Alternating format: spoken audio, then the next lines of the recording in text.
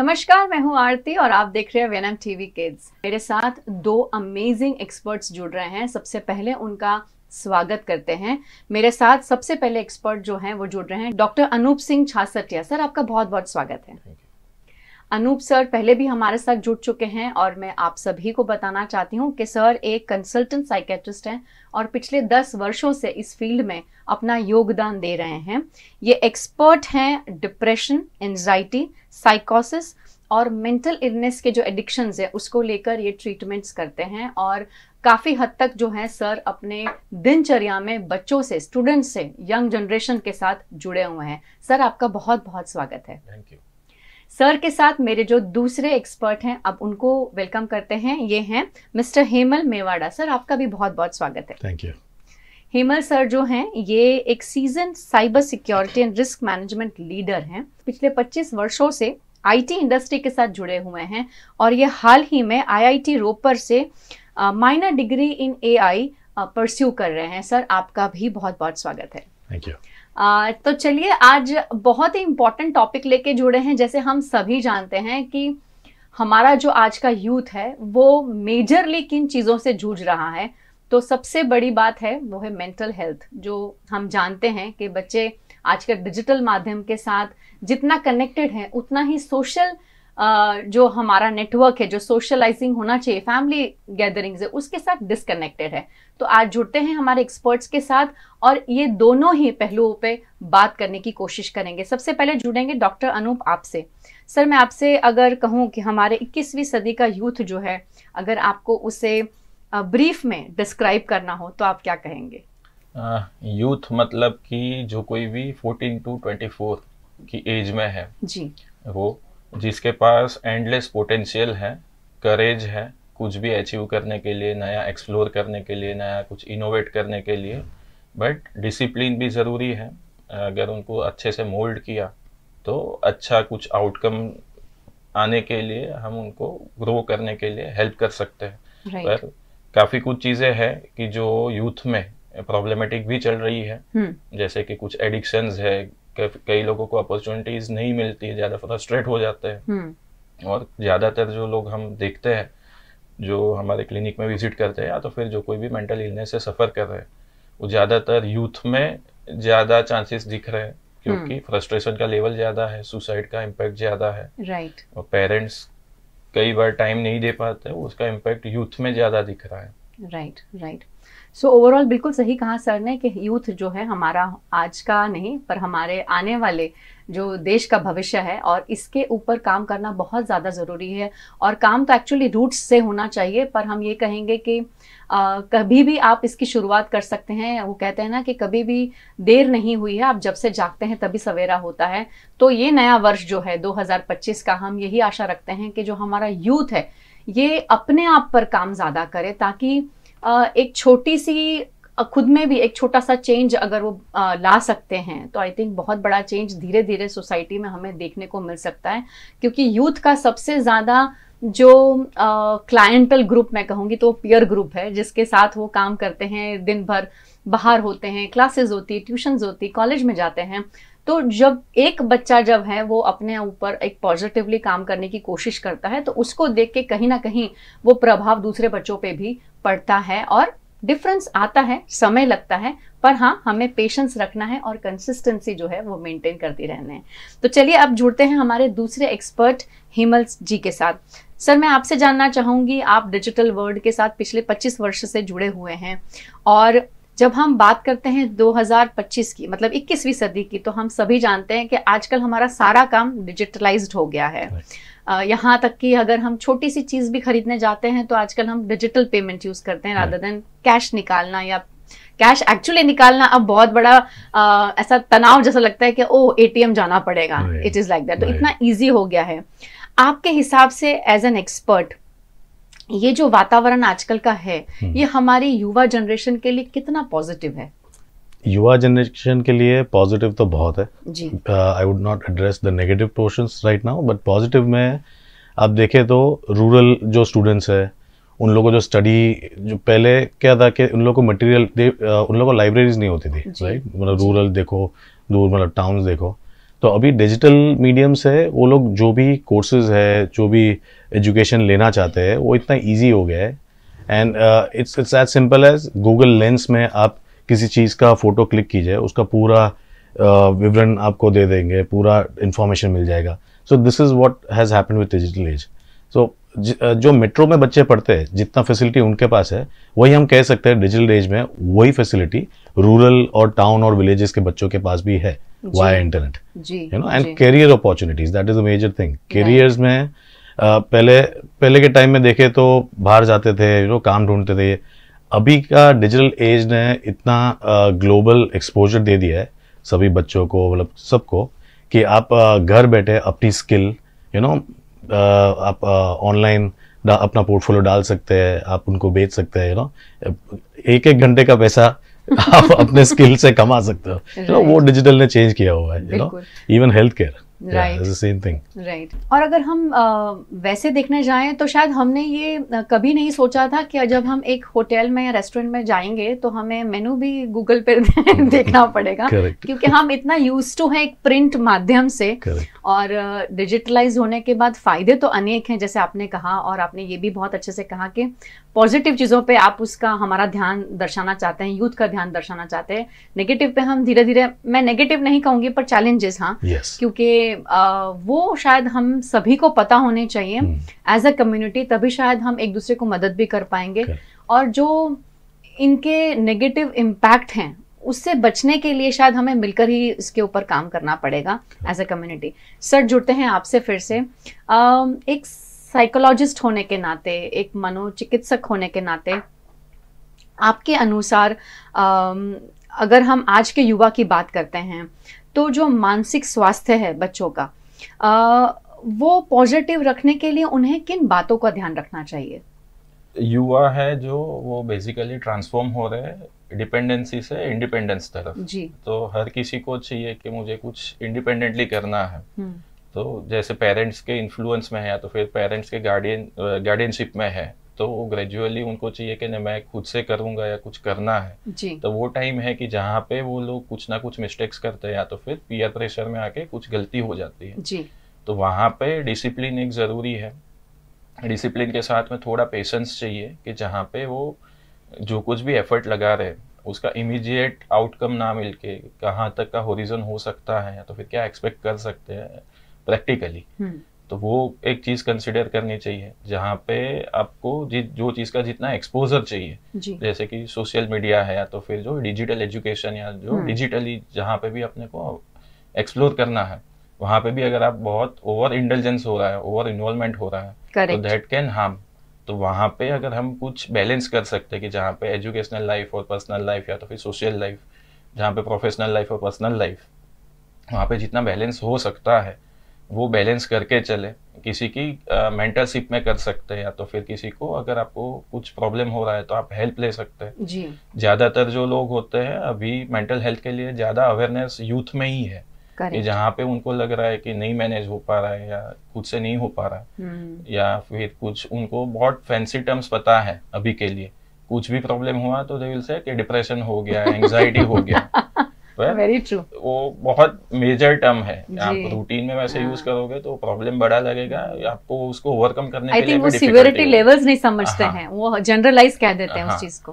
तो और पेरेंट्स में शायद से उतनी अंडरस्टैंडिंग नहीं है, तो वहाँ पे थोड़े कन्फ्लिक्ट्स होते हैं। तो वहाँ पे कम्युनिकेशन हेल्प करेगा कोई भी चीज को सॉल्व करने के लिए। आप जितना डायरेक्ट वे में और जितना ट्रांसपेरेंट कम्युनिकेट करोगे तो वो आपको ज्यादा इम्पैक्ट देगा। तो जहाँ पे आप बैलेंस करके चलोगे personal professional life social life, वही है कि जो आपको आगे जाके हेल्प करेगा। और जो फर्स्ट इम्पैक्ट हम लोग जो देखते हैं कि एडिक्शन का जो है वो फर्स्ट एक्सपीरियंस ज़्यादातर बच्चों में 16 to 18 ईयर्स की एज में हो जाता है first experience, just because of the peer pressure और या थोड़ा बहुत कुछ सोशल मीडिया से या कुछ इन्फ्लुएंस होके जो फर्स्ट हैंड एक्सपीरियंस है वो that is below the age of 18, तो ज़्यादातर 16 to 18 में होता है। तो वहाँ पे थोड़ा बहुत आपके पेरेंट्स के साथ या तो फिर जो आपके कलीग्स है या तो फिर आपके जो मेंटर्स है उसके साथ अगर आपका अच्छा रेपो है या कम्युनिकेशन है तो वहाँ पे वो सारी चीज़ें प्रिवेंट कर सकते हैं। Right right. आई थिंक आप जो कहना चाहते हैं उसके बारे में मैं सिर्फ एक ही लाइन में समराइज करना चाहूँगी कि उनकी जो भी क्वेरीज हैं, जो कंसर्न्स हैं, उसका जो जवाब है वो अपने अडल्ट से ले रादर देन पीयर्स के पास, क्योंकि उनके पास भी इतनी शायद उस बारे में अवेयरनेस नहीं है, वो भी उतना ही बता पाएंगे जितना वो जानते हैं। बट आज के ज़माने में सबसे अच्छी बात यह है सर कि हमारे पास हर क्षेत्र में एक्सपर्ट्स हैं, जैसे साइकोलॉजिस्ट हैं, काउंसलर्स हैं, क्लिनिकल साइकोलॉजिस्ट हैं। हमारे समय में ऐसा कुछ भी नहीं था, मतलब काउंसलर तो हमने सुना ही नहीं था कभी कि कोई काउंसलर होता है। लेकिन आज जब हम देखते हैं कि स्कूल्स में भी हम काउंसलर्स देखते हैं, अलग अलग काउंसलर्स के साथ साइकोलॉजिस्ट हैं, टेस्टिंग होती है बच्चों की, बच्चों के लिए हेल्प के लिए एक एग्नी आंट जैसा एक कंसेप्ट बनाया हुआ है, जहाँ बच्चे अपने मन की बात लिखते हैं और उनको एक जवाब मिलता है या एक्सपेक्ट करते हैं कि यहाँ से एक जवाब मिल सकता है। और आपने बहुत सही कहा कि पेरेंट्स को इंटरेक्शन का समय निकालना बहुत ज़्यादा ज़रूरी है, क्योंकि आई थिंक वो ही एक चीज़ है जहाँ हम मार खा जाते हैं जब, क्योंकि ज़्यादातर न्यूक्लियर फैमिलीज है। और मैं ये भी नहीं कहूँ कि पेरेंट्स इसमें पूरी तरह से रिस्पॉन्सिबल है, क्योंकि हालांकि उनका समय जो है वो भी कटोकटी में चलता है जब हम घर वापस आते हैं। हाँ, लेकिन अगर हम छोटी छोटी एक्टिविटीज़ जैसे कि डिनर टाइम है, अगर हम साथ में बैठकर जो 15 मिनट हैं वो गुजार सकते हैं, एक दूसरे से बातचीत करना, एक दूसरे के दिनचर्या के बारे में डिस्क्राइब करना, अगर वो हम कर सकते हैं एज अ पेरेंट, तो बच्चा भी कहीं ना कहीं फील करेगा कि हाँ, उसे भी ये सब चीज़ें कहनी चाहिए, क्योंकि रूटीन में आप लोग शेयर करते हैं एज अ पेरेंट। तो बहुत सारी चीज़ें हम ऐसे भी जान पाते हैं जो बच्चों की दिमाग में या उनकी रूटीन लाइफ में चल रही हैं, जिसे कहने में कभी कभी हर बच्चा जो वो एक एडोलेसेंट और टीनेज एज में होता है, वो कहने से थोड़ा हिचकिचाता है, पर हमें वो एक स्पेस क्रिएट करना बहुत ज़्यादा ज़रूरी है। सर, जुड़ेंगे आपके साथ। एआई, आर्टिफिशियल इंटेलिजेंस इतना ज़्यादा चर्चा में है आजकल, और आप जिसे मैं जब आजकल के बच्चों को देखती हूँ, यूथ को स्पेशली, हर किसी को एआई करना है, हर किसी को आर्टिफिशियल इंटेलिजेंस में आगे बढ़ना है, किसी को डेटा साइंस करना है। मतलब आईटी जो फील्ड है वो इतना ज़्यादा उसने बच्चों के दिमाग पर शायद पॉजिटिव इम्पैक्ट ही बनाया होगा, इसीलिए बच्चे इतना ज़्यादा उसकी तरफ खींचे जा रहे हैं। पर ये जो टूल्स हैं, आई एम श्योर उसे किसी हेतु से बनाया है, किसी ऑब्जेक्टिव के साथ बनाया है, और अच्छे ऑब्जेक्टिव से ही बनाया होगा। आज की जनरेशन जब आप देखते हैं, आप खुद भी इसको महसूस करते होंगे कि कई बार इसका गलत मिसयूज भी हो रहा है, इसका गलत यूज भी हो रहा है। तो ऐसे में जो बच्चा है, जो आज का यूथ है, वो इन टूल्स को किस तरह पॉजिटिवली यूज कर सके, मतलब अपने आप को किस तरह से ट्रैक पे रखे ताकि वो ऑफ ट्रैक ना चला जाए। So, ये बहुत इंपॉर्टेंट बात है। AI इज बीइंग वायरल, सभी लोग AI यूज कर रहे हैं, एंड बहुत यूथ तो ऐसा भी मानने लगे हैं कि AI will replace people, but that is not the case. Sir, मैं चाहूंगी आप ये फिर से बोलें एक बार। ओके यही लाइन आप फिर से एक बार दोहराएं। या सो यूथ को ये मिथ निकाल देना है कि AI is going to replace people, right. AI को एक असिस्टेंट की तरह यूज करके खुद की प्रोडक्टिविटी इंक्रीज करनी है। That is what is AI for. AI को हमने ही ट्रेन किया है, हमने ही बनाया है, वो ह्यूमन इमोशन नहीं ला पाएगा, it's going to take lot of time. लेकिन जितना असिस्टेंस उसके पास ले सके, राइट। AI एक्चुअली आपका टाइम बचाता है, आपका एफिशिएंसी बढ़ाता है, आपका प्रोडक्टिविटी बढ़ाता है, एंड उसी के लिए यूज करना चाहिए। AI मतलब वो जैसा गूगल आपको सारे जवाब दे रहा है, राइट। अगर बच्चे को कुछ जानना हो, गूगल को पूछा, गूगल ने जवाब दे दिया है। करेक्ट। AI भी ऐसे ही जवाब देता है, लेकिन आपको फैक्ट चेक करना बहुत जरूरी है, क्योंकि AI जो भी इंफॉर्मेशन दे रहा है, it is pre feeded, it is coming from the internet, और इंटरनेट में बहुत सारे लोगों ने बहुत सारा डेटा फीड किया हुआ है। सो आपको फैक्ट चेक करना बहुत जरूरी है।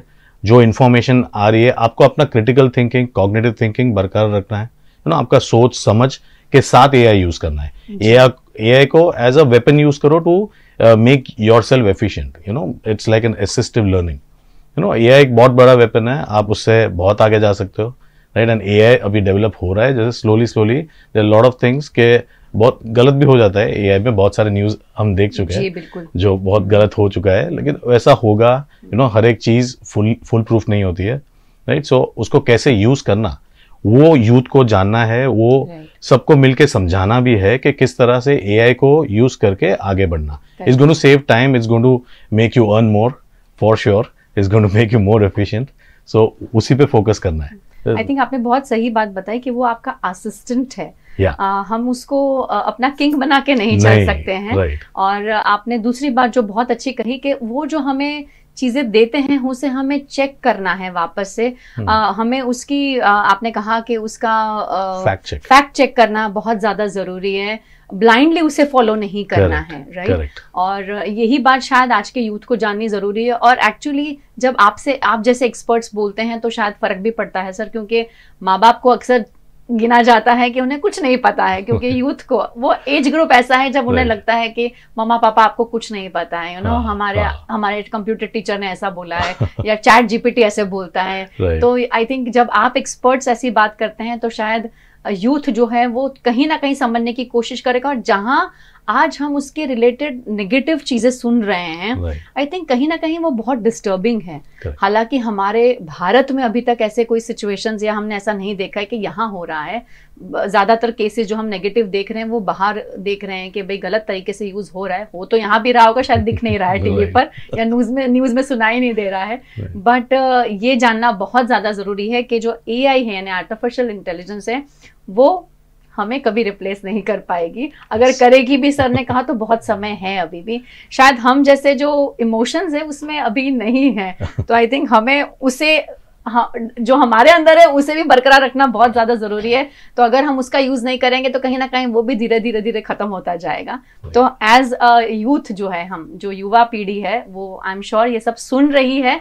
और अगर आपको लगता है कि आपके कोई भी प्रश्न है तो आप नीचे चैट में जरूर लिखिए और हम तक पहुंचने की कोशिश करें। सर आपसे वापस जुड़ेंगे और जानना चाहेंगे कि आज का जो समय है आप जानते हैं कि बहुत कॉम्पिटिटिव है। जैसे आपने पहले भी कहा कि बच्चे बहुत आसानी से स्ट्रेस, डिप्रेशन ऐसे सब शब्द यूज करते हैं, पर एक्चुअली कहीं केसेस में है जहां पर हो भी रहा है।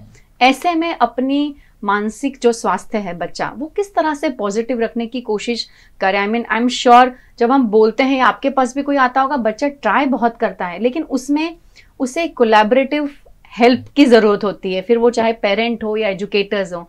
तो ऐसे में पेरेंट, अभिभावक और शिक्षक, ये दोनों किस तरह से मदद रूप बन सकते हैं? यूथ के लिए वही दो लोग हैं, पेरेंट्स एंड द गार्डियंस, या तो फिर जो एजुकेटर्स है वो जी। उनके साथ उनका कांटेक्ट बहुत ज़्यादा और ज़्यादा टाइम के लिए होता है और इन्फ्लुएंस भी उनसे होता है। अगर उनके टीचर ने कुछ बोला कि हाँ ऐसा करना है, तो शायद से ऐसा होगा कि उनके पेरेंट्स ने बोला होगा तो भी नहीं सुनेंगे, पर उनके टीचर ने बोला है तो शायद से वो लोग करेंगे। बिल्कुल। तो वहाँ पे है कि जहाँ की अगर एजुकेटर के बारे में बात करें तो उनका रोल है कि उनको ग्रुप एक्टिविटीज़ में इन्वॉल्व करना। प्रैक्टिकली आप कितना एक्सपेक्ट कर सकते हैं कोई भी सिचुएशन से, या तो फिर कंपटीशन अगर है कहीं पे भी, हम देख रहे हैं कि बहुत कॉम्पिटिटिव वर्ल्ड है, हर किसी को फर्स्ट आना है, और कभी कोई सेकंड भी आएगा, कोई फेल भी होगा। तो फेलियर को भी एक्सेप्ट कैसे करना है, या तो फिर कनेक्ट कैसे करना है एक दूसरे के साथ में, वो सारी चीज़ डेवलप करने के लिए थोड़ी बहुत रिक्रिएशनल एक्टिविटीज़, थोड़ी बहुत फिजिकल एक्टिविटीज़, एक्सरसाइजेज उसके लिए गाइड कर सकते हैं। उनके थिंकिंग पैटर्न को चेंज करने के लिए ग्रेजुअली उनको एक्सपोज कर सकते हैं सर्टेन सिचुएशन के साथ, कि जहाँ पे उनको हाइपोथेटिकल सिचुएशंस दी है कि ऐसी अगर सिचुएशन हुई तो आपको क्या रिएक्ट करना है या क्या कर सकते हैं। जो रियल लाइफ एग्जांपल्स है वो उनके साथ एक्सप्लेन कर सकते हैं, तो फिर एक्नॉलेज कर सकते हैं। और पेरेंट्स का रोल है कि अगर बच्चे को पूछना है कि उसका दिन कैसा गया जी, at the end of the day at least आपने 15-20 मिनट्स कम से कम साथ में स्पेंड करिए, कि जहाँ पे आपके पास कोई भी डिजिटल गैजेट नहीं है और आप एक दूसरे के साथ ह्यूमन कनेक्ट कर रहे हैं। तो जहाँ पे आप चांस दे रहे हो बच्चे को भी कि अगर उसके साथ भी कुछ नहीं अच्छा हुआ या दिन अच्छा नहीं गया, तो वो अपने पेरेंट्स के साथ कम्युनिकेट कर सकता है, या कुछ नया सीखा उसने तो वो अपने पेरेंट्स के साथ डिस्कस कर सकता है। तो ग्रेजुअल कम्युनिकेशन डेवलप करने के लिए का एक फेज़ है कि जहाँ पे आप आपके पेरेंट्स के साथ ओपन होके अगर डिस्कस कर रहे हैं, तो आगे चल के अगर कुछ भी प्रॉब्लम आया तो आप उनकी हेल्प मांगने के लिए भी हेजिटेट नहीं करोगे। पेरेंट्स ऑलवेज रहेंगे उनके पास कि कुछ भी प्रॉब्लम हुआ तो eight the end of the day parents तो है ही, पर कई बार हेजिटेशन होता है, पेरेंट्स को नहीं बोल पाते। कई चीज़ें ऐसी होती है कि उनको लगता है कि पेरेंट्स को बोलेंगे तो वो नहीं समझेंगे, पर वो बेसिक रेपो नहीं डेवलप हो पाता है पेरेंट्स के साथ भी, in spite of living together for a longer period of time, तो भी वो रेपो नहीं डेवलप हो पा रहा है। तो उसकी वजह से कम्युनिकेशन में काफ़ी ब्रीचेस है। तो घर पे भी फैमिली के साथ कुछ ग्रुप एक्टिविटी हो गई, या तो फिर विदाउट एनी गैजेट, या डिनर टाइम हो गया, या तो फिर otherwise at least once a week एक दिन ऐसा होना चाहिए कि जहाँ पे आप एटलीस्ट एट अ स्ट्रेच 5-6 घंटे एक साथ में स्पेंड कर रहे हैं।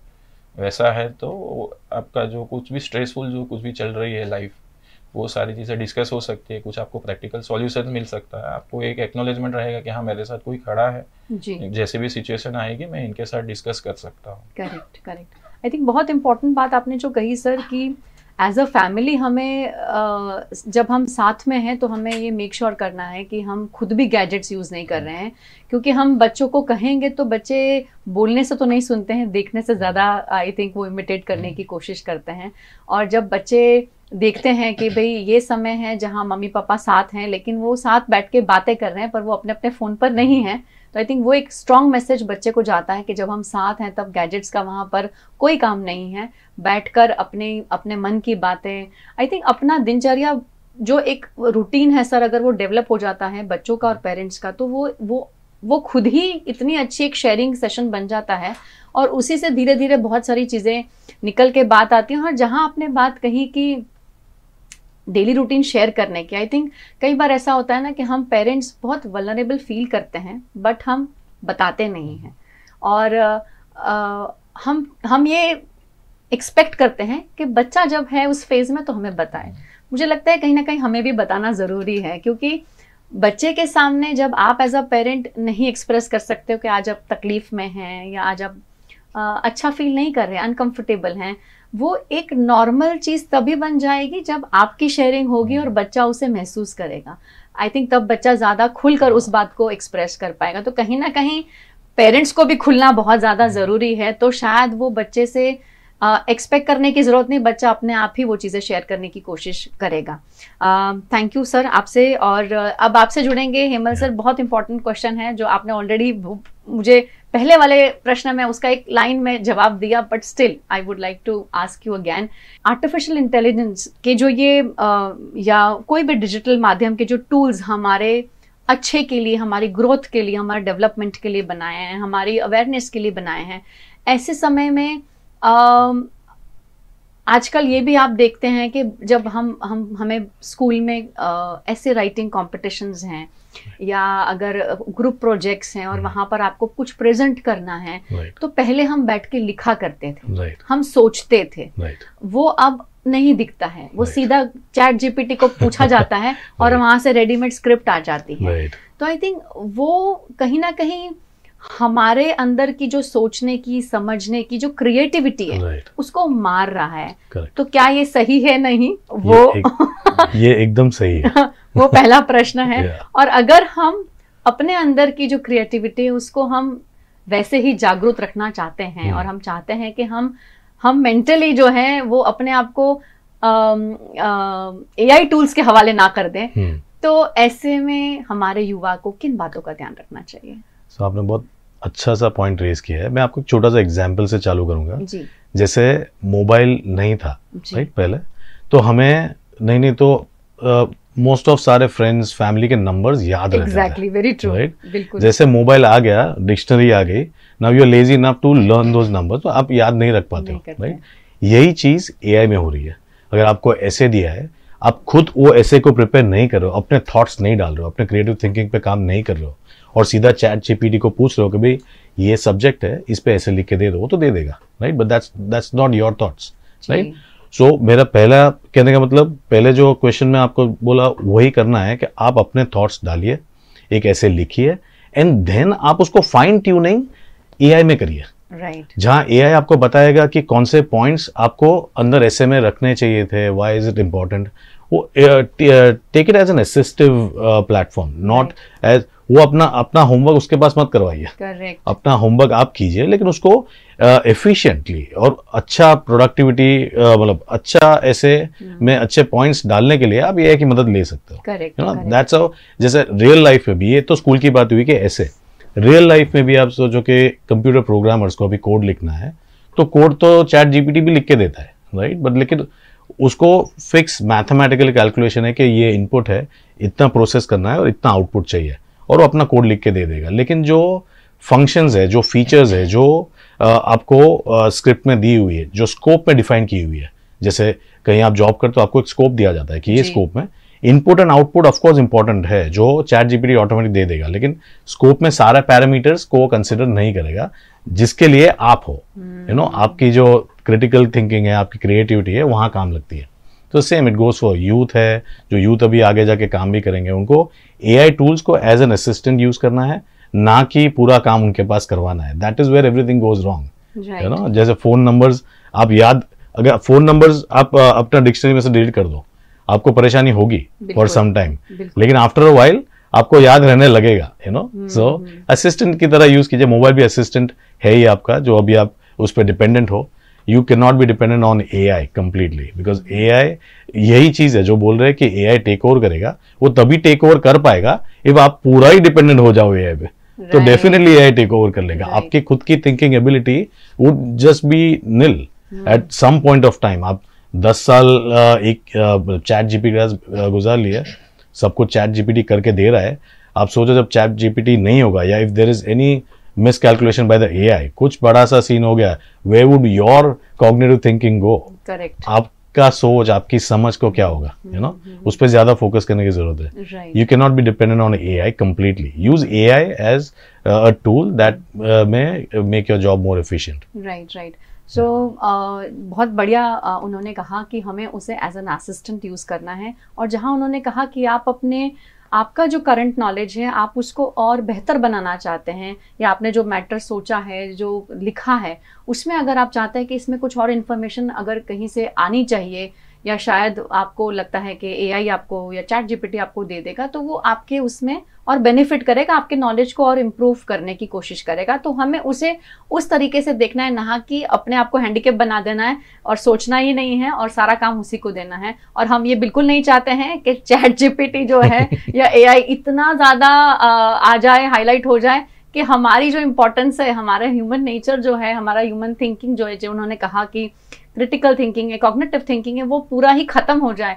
आई थिंक हम ह्यूमन इसीलिए तो माने भी जाते हैं, क्योंकि हम सोच पाते हैं, वरना फिर हमारे में और टेक्नोलॉजी में क्या फ़र्क रह जाएगा। और ये फ़र्क को हमें बरकरार रखना है और अपनी इम्पोर्टेंस को बरकरार रखना है, और अपने आप को जो है अच्छा, मतलब अगर आप चाहते हैं कि आप लॉजिकली कुछ चीज़ों को जानना चाहते हैं, परखना चाहते हैं, तो आप इनका असिस्टेंट इनको बनाएं, इनकी मदद लें, लेकिन संपूर्ण तरीके से अपने आप को इनको ना दें। सर, आप दोनों का बहुत बहुत शुक्रिया आज हमारे साथ जुड़ने के लिए और अपना कीमती समय हमें देने के लिए। सर, पहले आपसे लेंगे।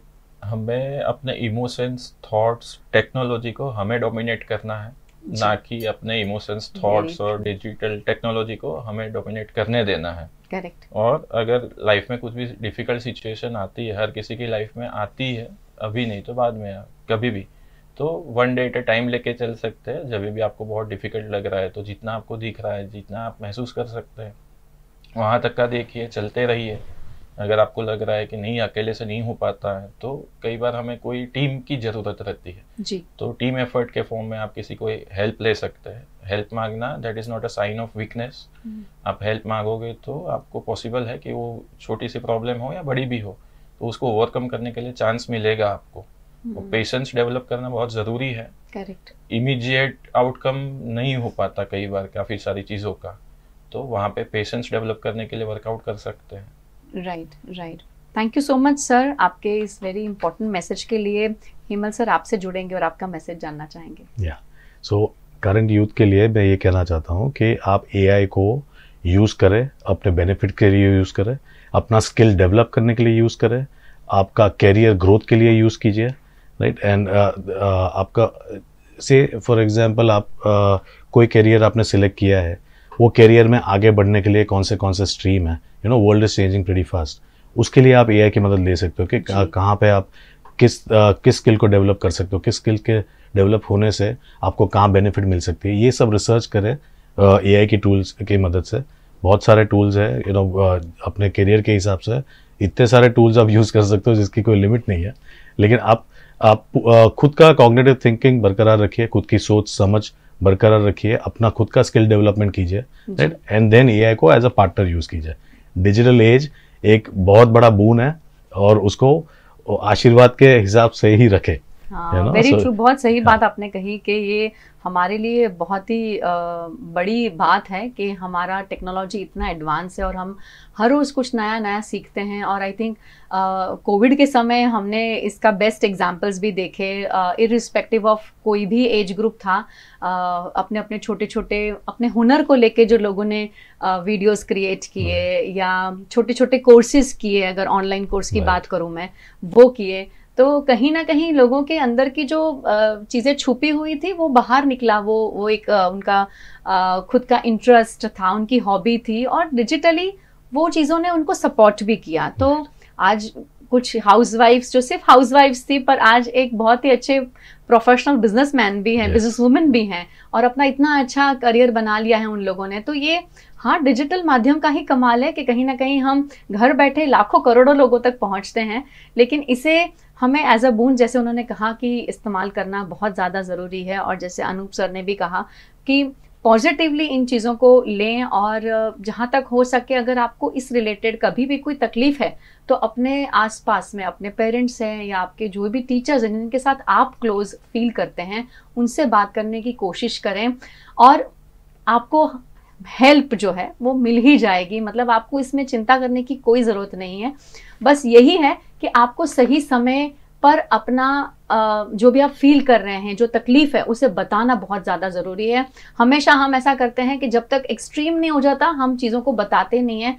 बीमारी के साथ भी तो ऐसा ही होता है ना, छोटा सा पेट दर्द होता है तो हमको चल जाएगा, घर के नुस्खे कर लिए हमने, दवाइयाँ खा ली, खुद के डॉक्टर बन गए, और फिर जब इतना ज़्यादा बढ़ जाता है जब हम बिल्कुल उसे हैंडल नहीं कर पाते तो फिर हम सीधा ICU में चले जाते हैं। तो वो नहीं करना है। एक्सट्रीम्स दोनों ही खतरनाक है, बिल्कुल कम और बहुत ज़्यादा, बैलेंस करना ज़रूरी है। इसीलिए अपने आसपास जो भी यूथ हमें आज देख रहा है VNM TV किड्स के इस माध्यम से या VNM TV के माध्यम से, हम सिर्फ इतना ही चाहते हैं कि आप हमारे देश का भविष्य हैं, और हम ये चाहते हैं कि भविष्य स्ट्रांग बने और भविष्य खुद में ही बहुत ज़्यादा मक्कम हो। हमें उसके लिए किसी टेक्नोलॉजी की ज़रूरत नहीं है, हम इन सबको एज अ सपोर्ट सिस्टम लेकर आगे बढ़ें, लेकिन अपना जो हमें जो ऊपर वाले ने दिया है, वो जो कॉन्फ़िगरेशन है ना इसके अंदर, उसे इस्तेमाल करना बहुत ज़्यादा ज़रूरी है। तो आप सभी का हमारे साथ जुड़ने के लिए बहुत बहुत धन्यवाद सर। आप दोनों का भी बहुत बहुत शुक्रिया अपना समय देने के लिए। और VNM TV किड्स का YouTube चैनल है, आप सभी जानते हैं। अगर आप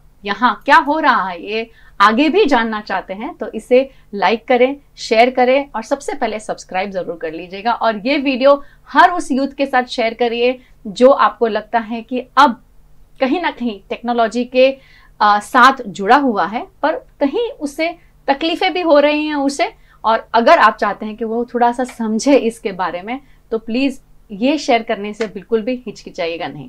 नमस्कार।